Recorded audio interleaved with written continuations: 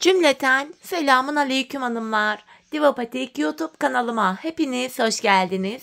Bugün birlikte dikişsiz iki şiş çok güzel bir patik yapacağız. Ben patiğimde piyasada rahatlıkla bulabileceğiniz normal patiklik iplerden kullandım. Böyle çok açık yeşil tonlarında. Şişlerim 3 numara hanımlar. Böyle 25 santimlik 2 tane şiş ile yaptım. Dileyen mifnalı şiş de kullanabilir. Hemen patiğimi de göstereceğim. İşte hanımlar, patiğimiz bu şekilde. Tek tarafı ajurlu, çok güzel, şahane bir model oldu.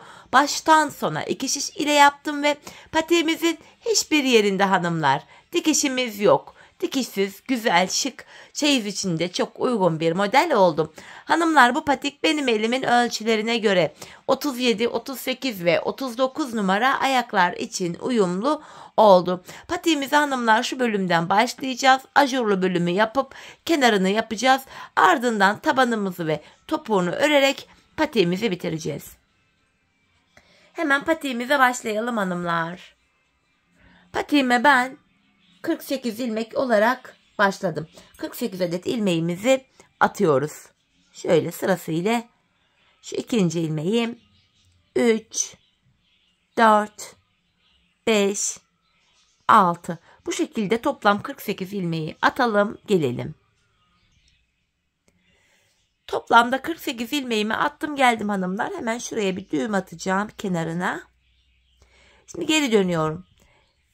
Bu aşamada hanımlar haroşa örgü uygulaması yapacağız. Ben örgümüzün hem ön hem arka yüzünde düz örgü örerek haroşalarımı elde ediyorum. Kenar ilmeğini örmeden aldım. İlmeklerimi düz olarak, yani haroşa olarak örüyorum. Bu şekilde sıra sonuna kadar ilmeklerimizi örelim, gelelim hanımlar. Sıra sonuna kadar ilmeklerimi ördüm, geri dönüyorum. Geri döndüğümüzde ön yüzdeyiz. Ön yüzde olduğumuzu şöyle kabul ediyorum. Şu başlangıç ipimiz eğer sol taraftaysa ön yüzde 100 demektir. Şimdi ön yüzde hanımlar baktığımızda burada bir tane haroşamız oluştu. Yine haroşalara devam edeceğiz hanımlar. Tekrardan kenar ilmeğimi örmeden alıyorum. Ön yüzde ilmeklerimi sıra sonuna kadar yine düz, yani haroşa olarak öreceğim. Ardından geri döneceğim. Arka yüzde yine düz öreceğim. Bu defa 2 diş haroşa olacak. Aynı işlemi bir kez daha tekrarlayacağım. 3 diş, yani bu bölümde 3 diş haroşamız olması gerekiyor. Şimdi hanımlar 3 diş haroşamız olana kadar örelim, gelelim.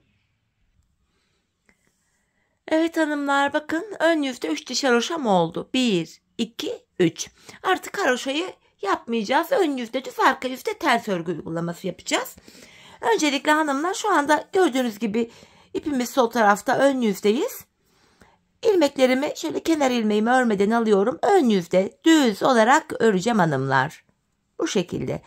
İlmeklerimizi sıra sonuna kadar düz olarak örelim, gelelim. Sıra sonuna kadar ilmeklerimi düz ördüm. Şimdi arka yüzdeyim. Arka yüzde de yine kenar ilmeğini şöyle örmeden alıyorum. İlmeklerimizi ters olarak örüyorum. Arka yüzde ters örgü örünce ön yüze düz düşüyor hanımlar. Yani şöyle. Bakın. Ön yüze düz düşüyor. Şöyle göstereyim. Bu aşamada yine sıra sonuna kadar ilmeklerimizi ters olarak örelim, gelelim. Evet hanımlar, arka yüzde ilmeklerimi ters ördüm. Yeniden ön yüzdeyim. Artık ajurlu modelimize başlayacağız. Yani şu desenlerimizi yapacağız hanımlar. Şimdi modelin birinci sırasındayız. Bu sıramızda hanımlar kenar ilmeğini örmeden alıyorum.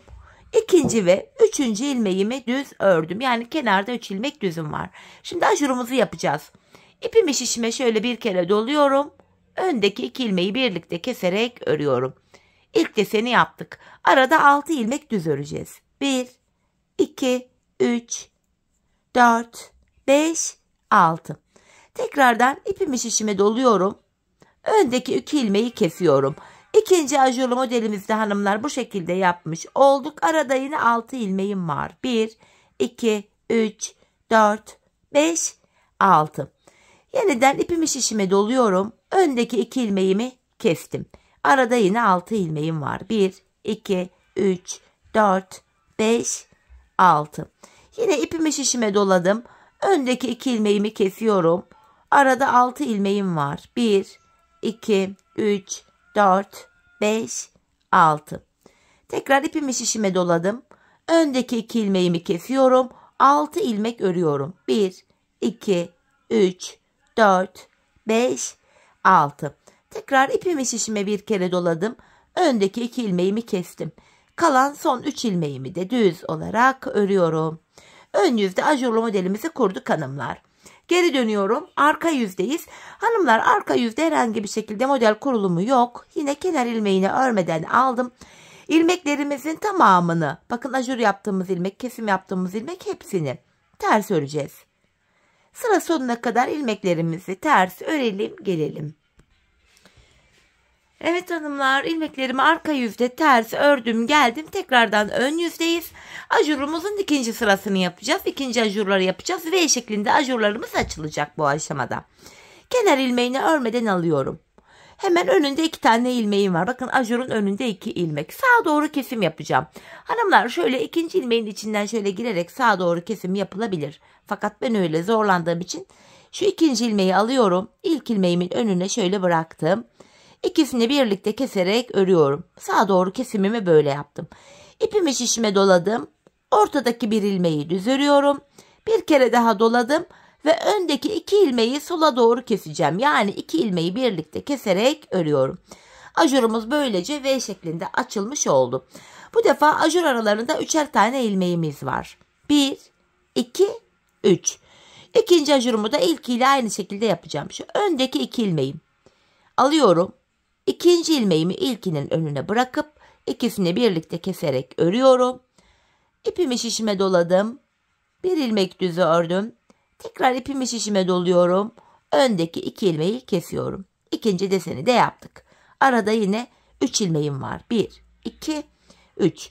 Yine diğer deseni de ilk 2 desenle aynı şekilde yapıyoruz.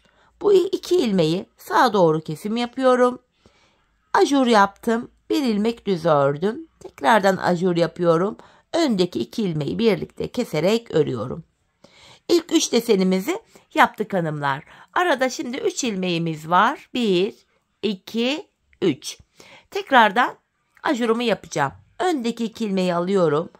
İkinci ilmeği ilkinin önüne bıraktım. İkisini birlikte keserek örüyorum. Ajur yaptım. Bir ilmek düz ördüm. Ajur yaptım. Öndeki 2 ilmeğimi kesiyorum. Arada 3 ilmeğim var. Devam ediyorum yine. Öndeki 2 ilmeği aldım. Sağa doğru kesim yapıyorum. Ajur yaptım. Bir ilmek düz ördüm. Ajur yaptım. Öndeki 2 ilmeği kesiyorum. Arada 3 tane ilmeğim var. 1, 2 ve 3. Tekrardan sonuncu modelimi yapacağım. Öndeki 2 ilmeği aldım. İkinci ilmeği ilkin önüne bırakıp ikisini keserek örüyorum. Ajurumu yapıyorum. Bir ilmek düz ördüm. Ajurumu yapıyorum. Öndeki 2 ilmeğimi kesiyorum. Kalan 2 ilmeğim düz örülüyor. Ajurlu modelimizi hanımlar tamamlamış olduk. Geri dönüyoruz arka yüzde. Kenar ilmeğini örmeden alıyoruz. İlmeklerimizin tamamını arka yüzde ters olarak örüyoruz hanımlar. Bakın hepsini ters olarak örüyorum. Bu şekilde. Sıra sonuna kadar ilmeklerimizi ters örelim, gelelim. Sıra sonuna kadar ilmekleri ters ördüm hanımlar. Tekrar geri dönüyorum, ön yüzdeyim. Bakın ilk ajurlu desenimiz oluştu burada. Bakın şöyle. Desenimiz böyle meydana çıktı. Şimdi hanımlar, yapacağımız işlem şu. Ajurlu modelimiz arasında 2 sıra örgü var. Yani 2 sıra demek şöyle. Ön yüzde ilmeklerimizi sıra sonuna kadar düz olarak öreceğiz. Bakın şu şekilde. Ardından da arka yüzde ilmeklerimizi tekrar ters olarak örelim. Ön yüzde buluşalım hanımlar. Evet hanımlar, ilmeklerimi ön yüzde düz, arka yüzde ters 2 sıra ördüm, geldim. Şimdi yapacağımız işlem şu. İkinci ajurları yapacağız. Şuradaki. İlk ajurların tam ortasına gelecek şekilde ikinci ajurları kuracağız. İlk ajuru yaparken 3 ilmek örüp öyle başlamıştık. İkinci ajuru yaparken 7 ilmek örerek başlayacağız. Şu kenar ilmeğim 1, 2, 3, 4, 5, 6, 7. 7 ilmek ördüm. Ajurlarımı yapacağım. Ajurumu yapıyorum. Öndeki 2 ilmeği kestim. Yine ajur arasında 6 ilmeğim var. 1, 2, 3, 4, 5, 6. Ajurumu yapıyorum. Öndeki 2 ilmeğimi kesiyorum. Ajur arasında 6 ilmeğim var. 1, 2, 3, 4, 5, 6. Ajur yapıyorum. Öndeki 2 ilmeği kesiyorum. Ajur arasında yine 6 ilmeğim var. 2, 3, 4, 5, 6. Yeniden ajurumu yapıyorum. Öndeki 2 ilmeğimi kestim. Ajur arasında 6 ilmeğim var. Şöyle sayalım. 3 oldu. 4, 5, 6. Ajurumu yapıyorum. Öndeki 2 ilmeği kesiyorum ve şişimde kalan 7 ilmeğimi düz olarak örüyorum. İkinci ajurumuzu da bu şekilde ilk sırasını kurmuş olduk hanımlar. Arka yüzde yine herhangi bir işlem yok. İlmeklerimizin tamamını ters öreceğiz hanımlar. Sıra sonuna kadar ters örelim gelelim. Evet hanımlar, arka yüzde ilmeklerimi ördüm. Yeniden ön yüzdeyiz. Ajurumuzun ikinci sırasını yapacağız. V şeklinde açılacak ajurumuz bu sıramızda. Yapacağımız işlem şöyle. Bu aşamada kenar ilmeğimle birlikte toplam 5 ilmek öreceğim. Bakın ikinci ilmeğim 3, 4, 5. Bu aşamada hanımlar tekrar bakın ajurumun önünde 2 ilmek var. Sağa doğru kesim yapıyorum yine. İkinci ilmeğimi ilkinin önüne bıraktım. 2 ilmeği birlikte keserek örüyorum. Ajur yapıyorum. 1 ilmek düz örüyorum. Tekrar ajur yapıyorum ve öndeki 2 ilmeğimi kesiyorum. Bakın ilk modelimizi yaptım. Arada 3 ilmeğim var. 1, 2, 3. İkinci modeli yapacağız. Önde 2 ilmeğim var. Yine sağa doğru kesim yapıyorum. Ajur yaptım. 1 ilmek düz ördüm. Ajur yaptım. Öndeki 2 ilmeği kesiyorum. İkinci deseni de yaptık. Arada 3 ilmeğim var. 1, 2, 3. Yine bakın ajurlu modelimizi yapacağız. Öndeki 2 ilmeği sağa doğru kesiyorum. Ajur yapıyorum. 1 ilmek düz ördüm. Ajur yaptım. Öndeki 2 ilmeği kesiyorum. Arada 3 ilmek var. Diğer modeli yapacağım. Yine sağa doğru kesimimi yapıyorum. Ajur yapıyorum. 1 ilmek düz ördüm. Ajur yaptım ve öndeki 2 ilmeğimi kestim. Arada yine 3 ilmeğim var. Tekrardan öndeki 2 ilmeği sağa doğru kesim yapıyorum. Ajurumu yaptım. 1 ilmek düz ördüm. Ajurumu yapıyorum. Öndeki 2 ilmeğimi kesiyorum. Şişimde kalan son 6 ilmeğim düz olarak örülüyor hanımlar. Şimdi arka yüze geçiyoruz. Arka yüzde yine kenar ilmeğini örmeden aldım. İlmeklerimizi sıra sonuna kadar ters örelim gelelim. Evet hanımlar, arka yüzde ilmeklerimi ters ördüm. Ön yüzdeyiz. Bakın ikinci ajurumuzu da tamamladık. Yine bu aşamada hanımlar ilmeklerimizi 2 sıra ön yüzde düz, arka yüzde ters örmemiz gerekiyor. Yani şu an ön yüzdeyiz. Kenar ilmeğini örmeden alıyoruz. Sıra sonuna kadar ilmekleri düz örelim. Tekrardan arka yüzde ilmeklerimizi ters olarak örelim. Ön yüzde buluşalım. Evet hanımlar, ilmeklerimi 2 sıra ön yüzde düz, arka yüzde ters ördüm geldim. Şimdi 3. modeli yapacağız hanımlar. Toplamda buraya 4 tane model kuracağız. Bakın 1, 2, 3, 4. Hanımlar, birinci model ile 3. model aynı şekilde kurulacak. Modelin birini kenarda 3 ilmek örüp öyle kurarken diğerinde 7 ilmek örüp öyle kuruyorduk. En son 7 ilmek örüp ajur yapmıştık. Şimdi yine ilk modelde olduğu gibi 3 ilmek örüp ajur yapıyoruz. Öndeki 2 ilmeği kesiyoruz. Arada 6 tane ilmeğimiz var. 3, 4, 5, 6. Yine aynı modeli devam ettireceğiz. Ajur yapıyoruz. Öndeki 2 ilmeği keseceğiz ve 6 ilmek düz öreceğiz. Bu şekilde hanımlar. Şu 6. ilmeğimiz.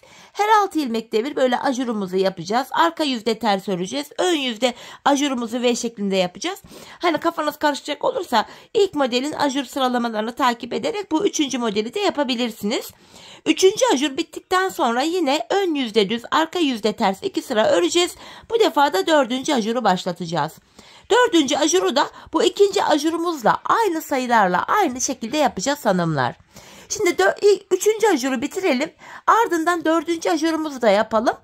4. ajurdan sonra yine ön yüzde düz, arka yüzde ters ilmeklerimizi 2 sıra örelim gelelim hanımlar. Bu üst bölüme birlikte başlayalım. Evet hanımlar, buraya 4 tane ajurlu desenimi yaptım geldim. 4. desenimden sonra ön yüzde düz, arka yüzde ters 2 sıra ilmeklerimi ördüm. Şimdi buradaki haroşalı bölümü yapacağız hanımlar, şu kenarı. Yani hem ön hem arka yüzde düz örgü örerek haroşalarımızı oluşturacağım. Kenar ilmeğini örmeden aldım. Şu an ön yüzdeyim hanımlar. İlmeklerimizi sıra sonuna kadar düz örelim gelelim. Sıra sonuna kadar düz ördüm hanımlar. Geri dönüyorum. Arka yüzdeyim. Haroşa olması için yine kenar ilmeğini örmeden alıyorum. Arka yüzde de ilmeklerimi düz olarak örüyorum hanımlar. Bu şekilde haroşa oluşmuş oluyor. Bu şekilde şöyle baktığımız anda hanımlar ön yüze bir diş haroşa düşüyor. Bu şekilde sıra sonuna kadar öreceğiz. Ardından yine haroşaya devam edeceğiz. Ta ki burada 3 diş yani 3 sıra haroşamız olana kadar, patiğimizin başlangıç kısmında yaptığımız gibi buraya da 3 diş haroşamızı yapacağız. Şimdi 3 diş haroşamızı örelim gelelim. Evet hanımlar, gördüğünüz üzere bakın burada 3 diş haroşam olana kadar ördüm geldim. Şimdi patiğimizin şu bölümünü bitirdik. Kenara başlayacağız. Bu elimde gördüğümüz mankendeki olan patiğimiz sağ ayak. Sağ ayak ile sol ayak arasındaki tek fark burada başlıyor. Kesim yaparken hanımlar, siz bu sağ ayağı yaparken ilmeklerin tamamını ön yüzde sıra sonuna kadar öreceksiniz.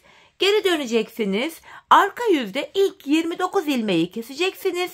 Kalan 19 ilmek ile şu kenardaki haroşaları öreceksiniz. Tekrar ediyorum. Sağ ayağı yapanlar şu anda ön yüzde sıra sonuna kadar ilmeklerini normal haroşa düz örecekler. Geri dönecekler. Arka yüzde ilk 29 ilmeği kesecekler. Kalan 19 ilmek üzerinden şu iç taraftaki kenarı yapacaklar. Şimdi hanımlar biz sol tarafı yapacağız. Sol taraf için de hanımlar ilk 29 ilmeği keseceğiz. Sol tarafta kalan 19 ilmek ile patiğin iç kenarını yapacağız. Tek fark bu patikteki. Şimdi sol ayağı yapıyoruz hanımlar. Sağ ayak az önce söylediğim gibi yapılacak. Sol ayakta ilk 29 ilmek kesilecek. Bakın ilmekleri ikişer ikişer keseceğim. Şu birinci ilmeği. Şu 2, 3, 4, 5, 6, 7, 8, 9, 10, 11, 12, 13, 14, 15, 16, 17, 18, 19, 20, 21, 22, 23, 24, 25, 26, 27, 28, 29. 29 ilmeğimizi kestik hanımlar. İlk 29 ilmeği ön yüzde kestik. Sağ tarafta da ilk 29 ilmek arka yüzde kesilecek. Kalan 19 ilmek var hanımlar. Sayalım: 5, 10, 15, 4 ilmek de burada 19. Şimdi biz bu 19 ilmek üzerinden haroşalarımızı öreceğiz hanımlar. İlmeklerimizi haroşa olarak normal örüyorum burada. Hepsini. Bu 19 ilmek üzerinden haroşaları örüyoruz. Yani patiğin şu iç kesimini yapıyoruz. Sol patiğin iç kesimi, sağ patiğin iç kesimi de yine 19 ilmekle aynı şekilde yapılıyor. Sadece sağ patiğin kenarını bu iç taraftan, sağ kenardan yaparken ön yüzde, sol patiğinki sol tarafta oluyor. Tek fark bu. İlmeklerimizi örüyorum. Tekrar geri döndüm. Şu an arka yüzdeyim. Arka yüzde de yine buradaki ilmeklerimi haroşa öreceğim. 19 ilmek üzerinden kenar haroşalarımızı öreceğiz hanımlar.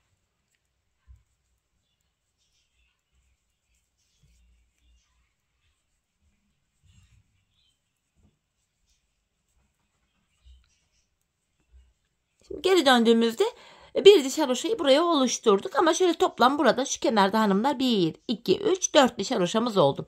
Ben şu kenara şu toplam haroşa sıralarını sayacak olursak 28 diş, 28 sıra haroşa yaptım. 4 diş haroşa burada. Ben buraya 24 diş daha, 24 sıra daha haroşamı öreceğim.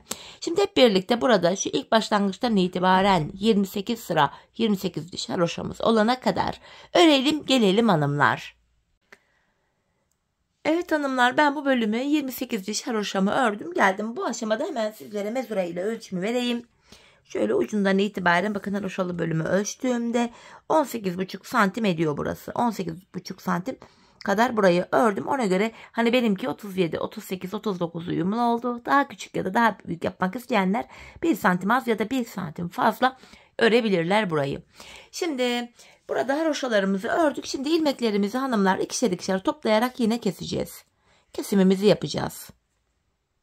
Yine sağ patiği yaparken de 28 diş haroşa olduktan sonra ilmekler kesiliyor.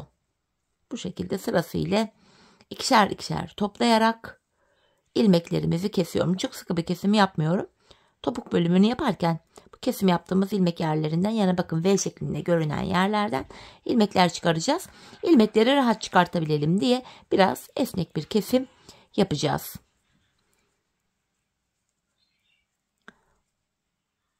Son bir ilmeğim kaldı. Onu da kesiyorum. Evet hanımlar, kesimimizi yaptık. Şimdi patiğimizin bu taban bölümünü öreceğiz. Bu kenar ilmek yerlerinden ilmekler çıkaracağız. Sağ patikte de yine aynı şekilde ilmek çıkartırken bakın hanımlar. Şöyle patiğimizi koyuyoruz V şeklinde. Şu kenardan çıkarıyoruz bakın. Şöyle baktığımızda V şeklinde tuttuğumuzda şu sol kenarda ön yüzde. Şuradan itibaren ilmek çıkaracağız. Sağ patiği yaparken bu kenar sol kenar hanımlar model diğere denk geliyor. Bakın şu patik açıldığında burada da şu kenardan ilmek çıkartmaya başlıyoruz. Bu aşamada ipimizi hemen haroşalı taraf bu sağ tarafta olduğu için ipimizi keseceğiz. Buradan ekleyeceğiz. Fakat sol patiği yaparken ipimiz burada olduğu için kesip eklemeye gerek yok. Aynı iple ilmek çıkartmaya devam edeceğiz. Bakın hanımlar burada kenar ilmek yerleri var. Bu kenar ilmek yerlerine girerek ilmeğin iki kanadına birden ilmekler çıkaracağız tabanımızı örmek için. Burada yine normal bu şişlerimi kullanacağım. Misinalı şişlerle daha rahat yapılır hanımlar. Misinalı şişlerle de yapabilirsiniz bu bölümü. Ben normal düz şiş ile yapacağım. Böyle sırası ile bakın kenar ilmek yerlerine girerek ilmekler çıkaracağım. Bu şekilde hanımlar buradan başlayacağım. Uca kadar geleceğim. Sonra diğer kenara geçeceğim şuraya. Şu diğer kenara kadar şu uca kadar ilmekler çıkaracağım. Ben bu aşamada bu bölümden şöyle toplam 91 adet ilmek çıkarttım. Kenar ilmek yerlerine girerek şuradan başladım. Döndüm. Buradan devam ettim. Toplamda 91 ilmek çıkarttım. Şimdi bu kenara kadar ilmeklerimizi çıkaralım. Gelelim. Şunu da hatırlatayım. Şaroşalı bölümü uzun yaptıysanız ilmek sayısı 3-5 fazla olacaktır. Ya da bu uzun tarafı kısa yaptıysanız 2-3 ya da 4 ilmek eksik olacaktır. Bunu da göz önünde bulundurun. Şimdi diğer uca kadar ilmeklerimizi size gösterdiğim gibi çıkaralım. Gelelim hanımlar. Evet hanımlar, şu uca kadar toplamda bakın 91 adet ilmeğimi çıkarttım. Şişim düz olduğu için burası biraz kırışık gibi durdu. Misinalı şişte daha ferah görünecektir. Şimdi geri dönüyoruz hanımlar. Arka yüzdeyiz. Bu aşamada ilk ilmeği örmeden alıyorum. İlmeklerimizi hanımlar düz yani haroşa olacak şekilde öreceğiz. Bu şekilde sırasıyla 91 adet ilmeğimizin tamamını haroşa öreceğim. Düz. Sıra sonuna kadar ilmeklerimizi örelim gelelim. Evet hanımlar, ilmeklerimi sıra sonuna kadar ördüm. Ön yüze bu şekilde bir diş haroşa düştü. Şimdi taban bölümüne başlayacağız. 91 ilmeğimiz vardı. Burun kısmına 7 ilmek ile başlayacağız. Sonra yanlardan ilmekler alacağız. Tabanda toplamda hanımlar 15 ilmek olana kadar. Şimdi 91 ilmeğimiz var. 91'den 7'yi çıkartıyorum. Buruna ayırdığımız ilmek 7. Geriye 84 ilmek kalıyor. 84 ilmeği de iki yana eşit olarak paylaştırınca 42'şer ilmek düşüyor. Öncelikle bu kenardaki ilk 42 ilmeğimi yine haroşa öreceğim. Patiğimizin devamında artık tamamen haroşa örgü uygulaması yapıyoruz hanımlar. Burada bakalım 7 ilmek olmuş. 8, 9, 10. Bu şekilde 42 ilmeğimizi örelim gelelim. Evet, kenardan 42 adet ilmeğimi ördüm hanımlar. Şimdi de burun kısmı için 7 ilmek daha öreceğim. 1, 2, 3, 4, 5, 6, 7. Burun için 7 ilmek ördüm. Saydığımız anda bu sol kenarda da 42 ilmeğimiz kalıyor. 7 ilmekten sonra geri dönüyorum. İpim karşıda, ilk ilmeği örmeden aldım. 7 ilmeği öreceğim. Şu ikinci ilmeğim 3, 4, 5, 6, 7. Tekrar geri dönüyorum. Burun bölümüne ayırdığımız 7 ilmek ile buraya bir diş haroşa ördük. Şimdi yapacağımız işlem şu hanımlar. Tekrardan 7 adet ilmeğimi öreceğim. İpim karşıda, ilk ilmeği örmeden aldım. Şu anda ön yüzdeyim. İkinci ilmeğim 3, 4, 5, 6, 7 ilmeği ördüm. Yandan 2 ilmeği keserek örüyorum. Ortaya ekliyorum bu kesim yaptığım ilmeği. Ortada 8 ilmek oldu. Ardından geri dönüyorum. İpim karşıda ilk ilmeği örmeden aldım. Şimdi 8 ilmeği öreceğiz. 2 oldu. 3, 4, 5, 6, 7, 8. Bu yandan da şu 2 adet ilmeği keserek örüyorum. Bunu da ortaya ekledik. Orta kısımda böylece 9 ilmek oldu. Yine kesimden sonra geri döndüm. İpim karşıda ilk ilmeği örmeden aldım. Ortadaki 9 ilmeği öreceğim. 3, 4, 5, 6, 7, 8, 9. Ardından yine yan taraftan 2 ilmek keserek ortaya ekledim. Ortadaki ilmek sayımız 10 oldu. Geri dönüyorum kesim yaptıktan sonra. İpim karşıda ilk ilmeği örmeden aldım. Ortadaki 10 ilmeğimi öreceğim hanımlar. 4 oldu.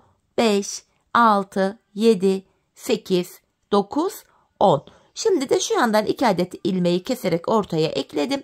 Ortadaki ilmek sayısı 11 oldu. Burada 15 olana kadar bu işleme devam edeceğiz. Yine ipim karşıda ilk ilmeği örmeden aldım. 11 ilmeğimi öreceğim hanımlar. 3, 4, 5, 6, 7, 8, 9, 10, 11. Yandan 2 tane ilmek keserek bunu da ortaya ekledim. Ortadaki ilmek sayımız 12 oldu. Geri döndüm, ipim karşıda ilk ilmeği örmeden aldım. İkinci ilmeğim 3, 4, 5, 6, 7, 8, 9, 10, 11, 12. Yine yan taraftan 2 ilmek keserek ortaya ekliyorum. 13 oldu. Ortadaki ilmek sayımız 13. Yine ipim karşıda ilk ilmeği örmeden aldım. 13 ilmeğimi öreceğim.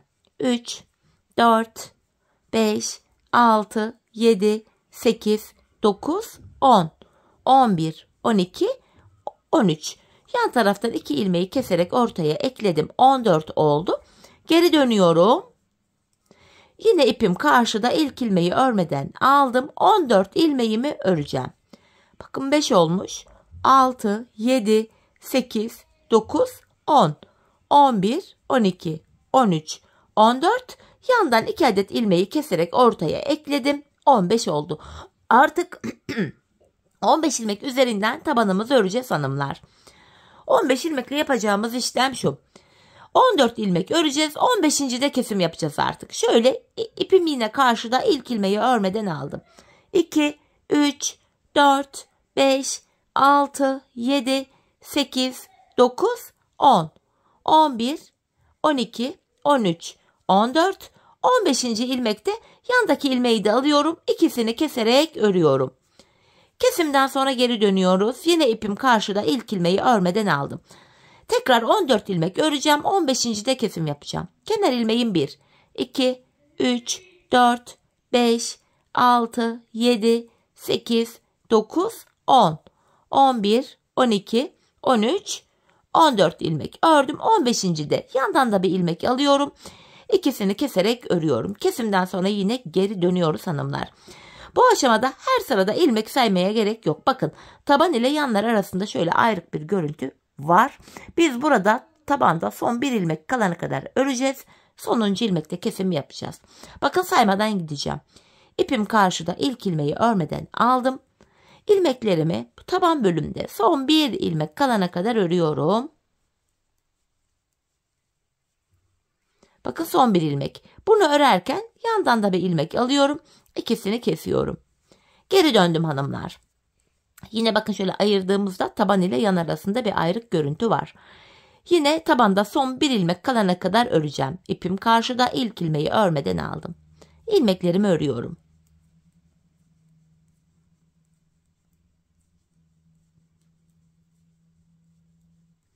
Tabanda bir ilmeğim kaldı. Bunu örerken yandan da bir ilmek alıp ikisini kesiyorum.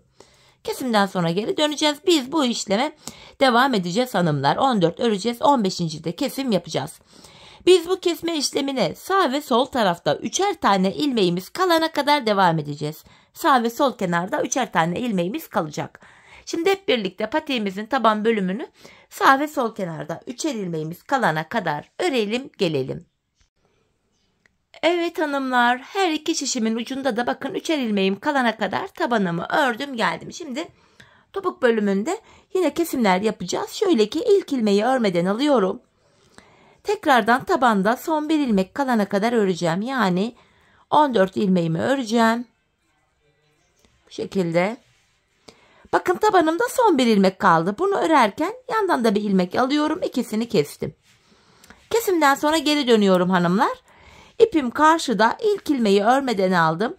İkinciyi örüyorum. Ardından öndeki 2 ilmeği kesiyorum. Şimdi bu tabanda son 4 ilmek kalana kadar öreceğiz. Burada da kesim yapacağız. İlmeklerimizi örüyorum. Son 4 ilmek kalana kadar taban bölümde. Bakın burada son 4 ilmek kaldı. Yine öndeki 2 ilmeğimi kesiyorum. Yanındaki bir ilmeği normal düz ördüm. Sonuncu ilmeği örerken şişimden de bir ilmek alıp ikisini kesiyorum. Kesimden sonra geri döndüm hanımlar. Yine ipimiz karşıda, ilk ilmeği örmeden alıyoruz. Tekrardan şu tabanda son bir ilmek kalana kadar öreceğiz.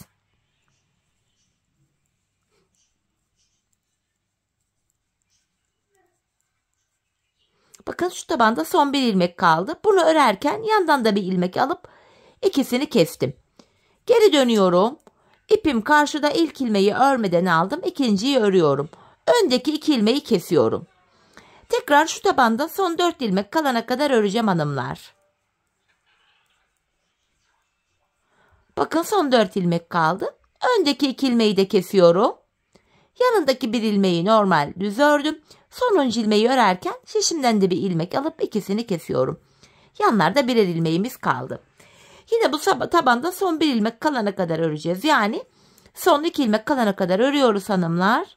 Artık son kesimlerimizi yapacağız.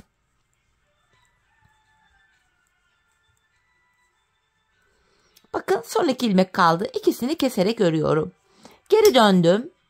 Yine ilk ilmeği örmeden alıyorum. Yanındaki bir ilmeği ördüm. Öndeki 2 ilmeği kesiyorum. Yine şu tabanda son bir ilmek hariç 4 ilmek kalana kadar öreceğiz. Bakın burada son 4 ilmek var. Öndeki 2 ilmeği kesiyorum. Yanındaki bir ilmeği düz ördüm. Bu sonuncu ilmeği örerken bu yandaki ilmeği de alıp ikisini birlikte keserek örüyorum hanımlar. Şöyle baktığımızda burada 3, 6, 9 ilmek kaldı ve biz bu 9 ilmek ile patiğimizin arka bölümünü öreceğiz. Yine ipimiz karşıda, ilk ilmeği örmeden alıyoruz. Hanımlar son 2 ilmek kalana kadar öreceğim. Son 2 ilmeği kestim. Şimdi 8 ilmek kaldı. Bu aşamada bakın kenar ilmek yerleri var yanlarda. Şuradaki ilk kenar ilmek yerine girerek buradan bir ilmek çıkarıyorum. Tekrar 9 ilmeğimiz oldu. Bu şekilde hem patiğimizin arkasını örmüş oluyoruz hem de arka bölüm kenarlara eklenmiş oluyor. Tekrar geri döndüm hanımlar. İpim karşıda. İlk ilmeğimi örmeden alıyorum. Son 2 ilmeğim kalana kadar öreceğim. Son 2 ilmek kalana kadar. Son 2 ilmeğimi kesiyorum. Bu sağ kenardan ilmek çıkartırken hanımlar geri dönüyorum. Bakın ön yüzde ilk şuradaki kenar ilmek yerine girerek ilmeğimi çıkarıyorum. Yine son 2 ilmek kalana kadar öreceğiz. Patiğimizin arka bölümü bu şekilde yapılıyor hanımlar. Bakın son 2 ilmeğimi kesiyorum. Bir diğer sıradaki kenar ilmek yerine girerek bir ilmek çıkarıyorum. Tekrar geri döndüm.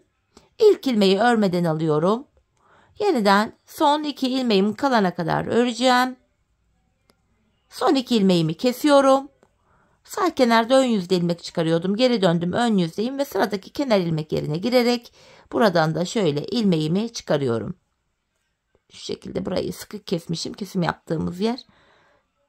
Şöyle sonuçta çıkardım. Bu şekilde. Yapacağımız işlem bu hanımlar. Patiğimizin arkasını böyle öreceğiz. Tekrar son 2 ilmeğimi kesiyorum ve sıradaki kenar ilmek yerine girerek ilmek çıkarıyorum. Hanımlar biz bu işleme şuraya ve şuraya gelene kadar, yani son kenar ilmek yerlerine gelene kadar devam edeceğiz. Şimdi hep birlikte patiğimizin arkasını bu şekilde tamamlayalım gelelim. Evet hanımlar, patiğimin topuk bölümünü son kenar ilmek yerlerine gelene kadar ördüm geldim. Şimdi ilmeklerimizi keseceğim hanımlar.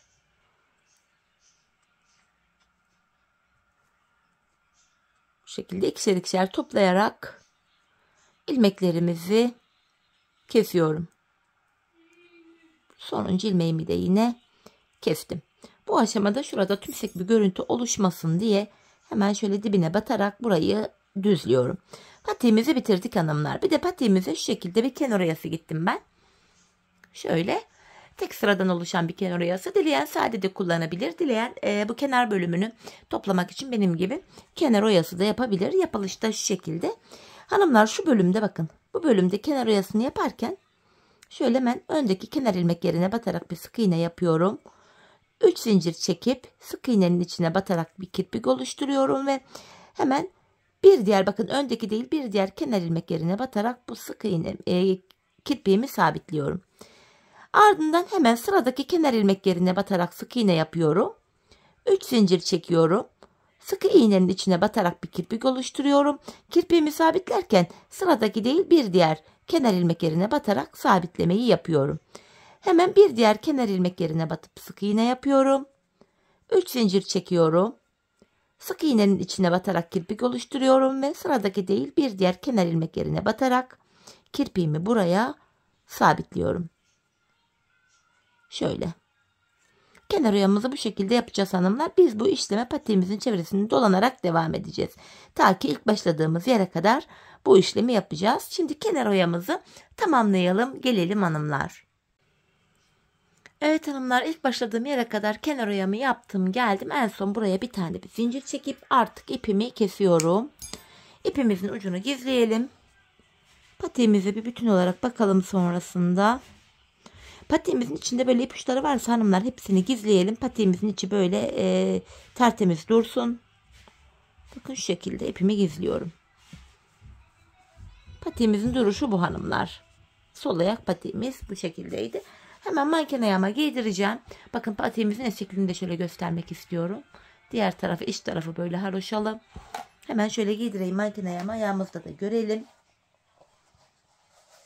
Çok güzel bir modeldi hanımlar. Çok şık. Baştan sona 2 şiş ile yapılmış. Harika bir model. Kolay, gösterişli, şık. Çeyiz içinde çok uygun. Her renge yakışacaktır. Dilediğiniz renklerle patiğinizi yapabilirsiniz. Evet hanımlar, patiğimizin ayaktaki duruşu da yine bu şekilde gördüğünüz gibi oldukça güzel, zarif. Ayağı saran, ayaktan çıkmayan, bakın ayağı kavrayan bir model oldu. Hemen patiğimize şöyle de bakalım. Bakın. Patiğimizin duruşu bu şekilde. Evet hanımlar, yine birlikte güzel bir modelin daha sonuna geldik. Umarım sizlere faydalı, hoş bir video olmuştur. Yeni modellerde, yeni videolarda buluşmak dileğiyle. Şimdilik hoşça kalın, sağlıcakla kalın.